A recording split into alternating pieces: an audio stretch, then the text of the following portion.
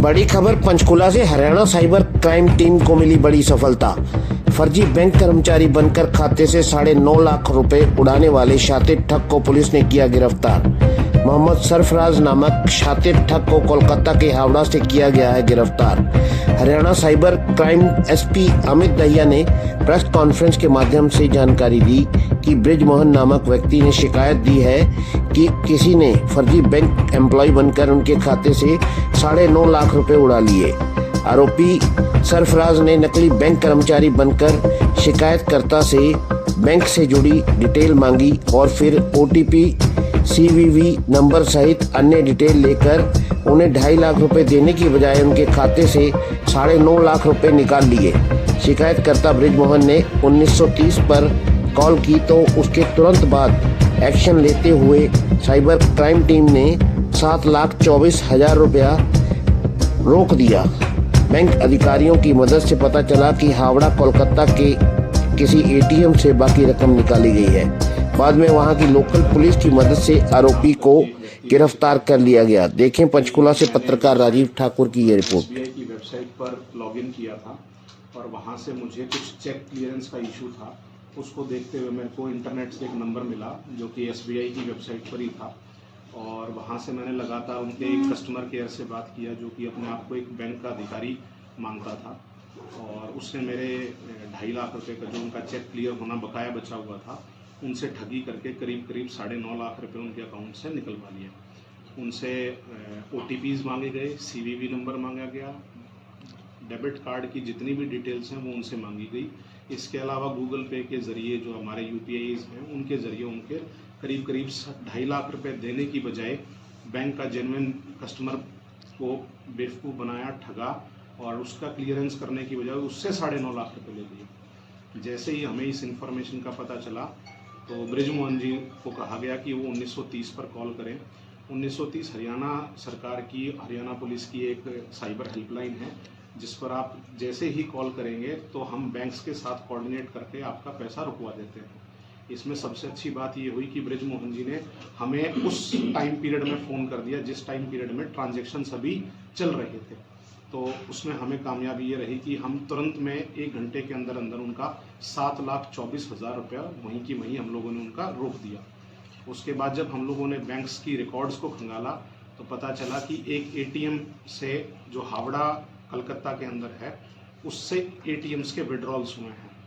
फिर जो HDFC bank के अधिकारी हमारे साथ 112 की सीट पर बैठते हैं, 1930 पर बैठते हैं, उन्होंने हमें उनके सीसीटीवी फुटेज प्रोवाइड करवाए और लोकल इंटेलिजेंस और एसएचओ सूरज चावला ने मौके से कलकत्ता से मुलजिम को अरेस्ट किया है। उसके पास से हमें काफ़ी सारे डेबिट कार्ड्स और एटीएम कार्ड्स और सिम्स और मोबाइल फ़ोन्स रिकवर हुए हैं और इससे कुछ और भी रिकवरियाँ हुई हैं, 20,000 रुपये और जो इसके पास कैश रखे हुए थे।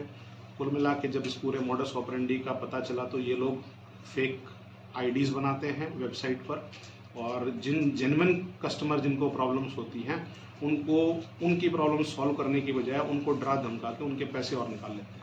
तो अकेला ही सर ऑपरेट करता था इसको, गैंग को? पहले इसके साथी थे। साइबर क्राइम के अंदर जो चीज़ें सीख लेते हैं लोग, पहले अपने किसी और साथी के साथ काम वाम करता था, फिर इसने अपना ये सारा सिस्टम जो है खुद स्टार्ट कर दिया कि मैं कमीशन और शेयर के चक्करों में रहूं।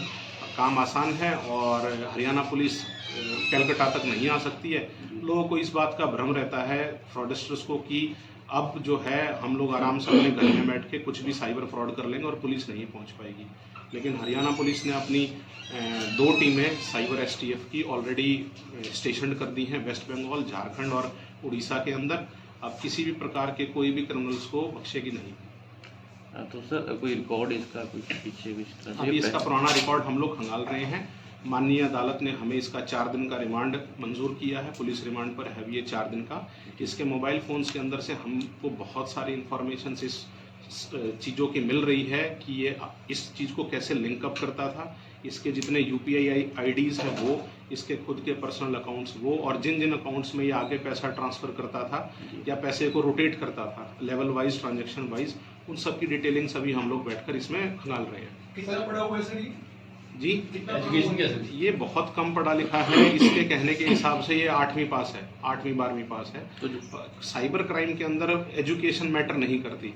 साइबर क्राइम के अंदर में जो अगले आदमी को बेवकूफ़ बनाने की कला बहुत बड़ी होती है। आप 1 घंटा बैठकर जिस बंदे से, ब्रिजमोहन जी का जिन्होंने अभी आपने बातचीत किया, इनको बेवकूफ़ बनाने के लिए आपको वोकेबलरी या आपकी आवाज़ में बहुत अच्छा वो होना चाहिए, कन्विंसिंग पावर जिसको हम लोग बोलते हैं। कन्विंसिंग पावर बहुत अच्छी होगी तो वो लोग आपको अपने आप आपके जाल में फंस जाएंगे। अब आप उनको एक्सटॉर्शन से संभालें या आप उनको प्यार से बताएं, उनके सिर्फ OTPs आपको लेने हैं। तो इसमें पढ़ाई लिखाई कम और इसके अंदर आपकी जो बोलने की इच्छा शक्ति है वो बहुत अच्छी होनी चाहिए। इसका नाम क्या है?